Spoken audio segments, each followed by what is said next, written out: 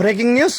ఖమ్మం జిల్లా సత్తుపల్లి నారాయణ విద్యా సంస్థల్లో నాన్ టీచింగ్ మహిళా బోర్డు ఇన్ఛార్జిపై ఏజీఎం ప్రిన్సిపల్ లైంగిక వేధింపులకు గురి చేస్తున్నారని మీడియాను ఆశ్రయించిన భార్యాభర్తలు ప్రిన్సిపల్ ఏజీఎంపై చట్టపరమైన చర్యలు తీసుకోవాలని డిమాండ్.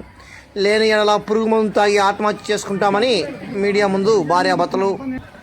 పోలీస్ స్టేషన్కి చేరిన పంచాయతీ అలాంటిదేమీ లేదంటున్న ప్రిన్సిపల్. ఆలస్యంగా ఈ వార్త వెలుగులోకి వచ్చింది.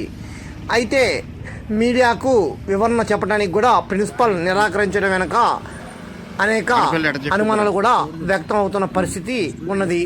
మరి ఆ ఫ్యాకల్టీ మహిళకు న్యాయం జరుగుతుందా లేదా, అసలు దీంట్లో ఉన్నటువంటి వాస్తవాలు ఏమిటనేది మనం వేచి చూడాలి. నారాయణ స్కూల్లో బోర్డు ఇన్ఛార్జ్ చేస్తున్నాను సార్. నా పేరు హరితారండి సార్. ఇక్కడ నేను చేసేది బోర్డు ఇన్ఛార్జ్ అయినా అన్ని పనులు నాతోనే ఉంటాయి. అదేంటని అడిగితే మీరు ఏం చేస్తారు, మీకు 1 అవర్ టైమే కదా, ఆ 1 అవర్ మీరు వర్క్ చేసుకోవచ్చు, మిగిలినప్పుడు నేను చెప్పిన వర్క్ చేయాలని చెప్పేసి తెలుసు సార్ అన్నాను. అదేంటని అడిగితే మీరు ఏదైనా ప్రాబ్లం ఉంటే ఏ పైన సార్కి చెప్పుకోండి అన్నారు. ఏ సార్కి సార్ అంటే ఏజెంట్ సార్కి, అక్కడ చెప్పుకున్న దగ్గరికి వచ్చిందిగా అని చెప్పేసి వర్క్ సార్. ఇప్పుడు నాకు మా లేడీస్ ప్రాబ్లమ్స్ ఉంటాయి, డ్రెస్లో వస్తారు. మీరు ఒకసారి సెల్సీ చెక్ చేసుకున్నా ఉండిద్ది. నేను ఎప్పుడు డ్రెస్లో రాక ఒక్కరోజే డ్రెస్లో వచ్చాను. ఆ రోజు నన్ను సార్ అడిగారు. యాక్చువల్గా ఆయన ఫ్రంట్ ఆఫీస్ మేడం ఉన్నారు, ఇన్ఛార్జ్, లేడీ ఇన్ఛార్జ్ ఉంది. ఆమె అడుగుతుంది. ఈమె కంగారు పడి నన్ను అడగాల్సిన అవసరం లేదు కదా సార్. సార్ ఆ రోజు నన్ను అడిగారు, గేట్ దగ్గర మరీ అడిగారు. నన్ను అడిగితే చెప్పాను సార్ నా పర్సనల్ ప్రాబ్లం అని చెప్పేసి చెప్పాను. అది నన్ను అడగాల్సిన అవసరం ఏముంది సార్, ప్రిన్సిపల్ సార్ నేను సార్కి చెప్పాలి సార్. నా డ్రెస్ కోడ్ కూడా పర్టికులర్గా నాకు వరకే ఉంటుంది. డ్రెస్ కోడ్ ఎవరికి ఉండదు, వర్క్ కూడా నాకే ఉంటుంది. ఎవరైనా లేకపోతే అది నేనే చేయాలి. అదేనంటే చేయాలి మేడం అని అంటున్నారు. అదేనంటే నేను మీకు ఎక్స్ప్లెనేషన్ ఇవ్వాల్సిన అవసరం లేదు కదా, నేను ప్రిన్సిపల్ కదా అంటున్నాను. ఏం చేయాలి సార్, అదేంటి అని క్వశ్చన్ చేసినందుకు ఇప్పుడు నన్ను డ్రాప్ అని అన్నారు.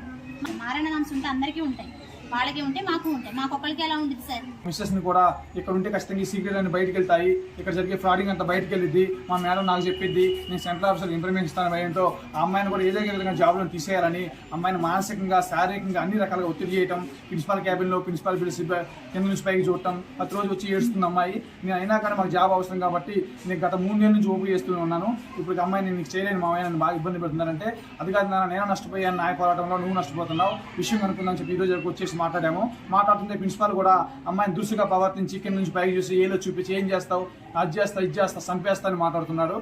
గట్టిగా మాట్లాడితే క్యాబిన్లో మొత్తం వాళ్ళ సంబంధించిన ఉన్నారు కాబట్టి సాక్ష్యం ఉందని చెప్తున్నాడు.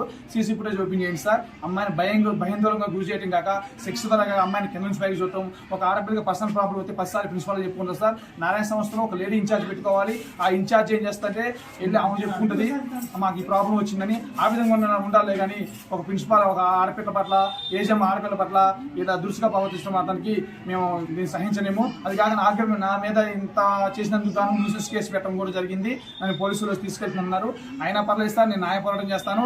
నారాయణలో నాకు నా మిస్సెస్కి ఇద్దరికి జాబ్ లేకపోయినా పర్లేదు కానీ నారాయణ సంస్థ వెళ్ళేది గుడ్. నారాయణ సంస్థ కోసం ప్రాంతంగా చేయడానికి నేను నా భార్య కూడా సిద్ధంగా ఉన్నాము.